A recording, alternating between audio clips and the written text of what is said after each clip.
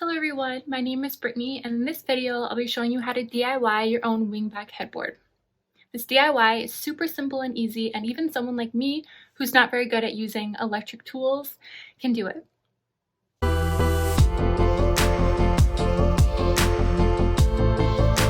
I've linked a Google Docs down in the description which has a breakdown of all the materials that you need and the steps to this. I started working on this headboard as a quarantine project and I mostly winged it. So you'll see at the beginning of the video, I use a different fabric than what I ended up with because I ended up going to Fabricland and found some fabric that was on sale for about $15, which is very cheap. So I redid all the fabric on it. So I went to Home Depot to buy some of the wood and the plywood was too big. So I had to use a ruler to cut it into the 64 by 42 inches for the plywood, which is going to be used as the backboard.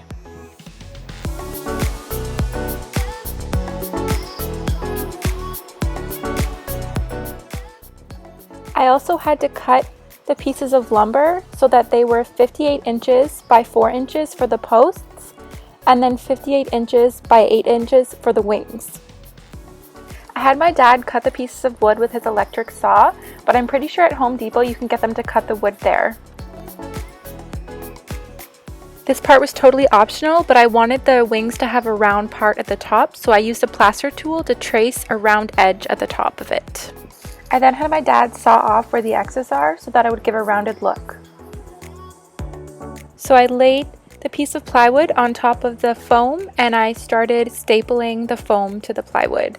I used a lot of staples here to make sure that it's not going to come undone, and I went around all of the edges of the plywood.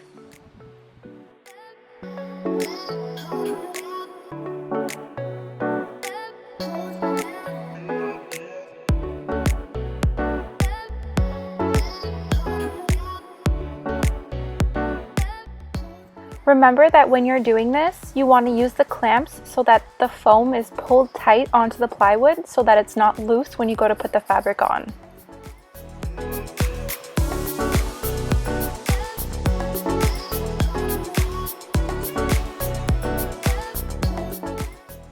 And here I just cut off the extra foam so that it wasn't too bulky at the back.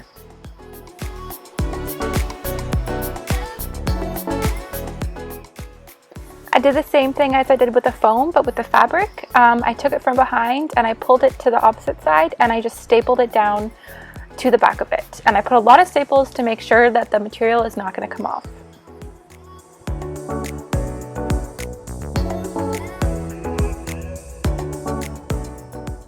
For the posts and the wings, I just wrapped the material around the wood and I didn't use foam here because I didn't think it was necessary. And then I stapled the ends in where you won't see them.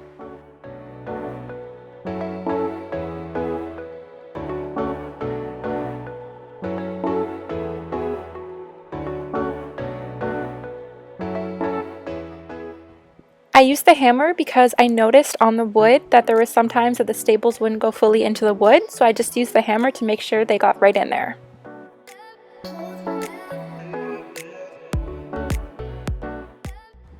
It's totally okay if the staples in the fabric look a little bit messy because when you attach the post to the wing, the two sides will be facing each other so you won't see all the staples.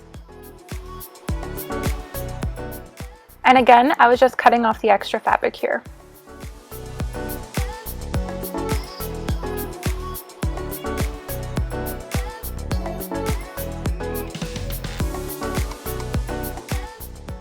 Once I had the fabric done, I used the bracket to connect the wing to the post. I used a bracket at the top and at the bottom on each side.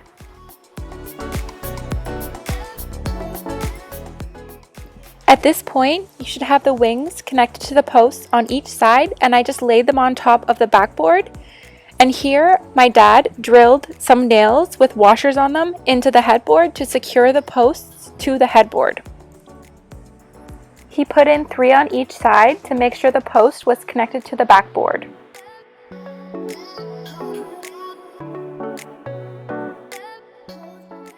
And voila, your headboard is done.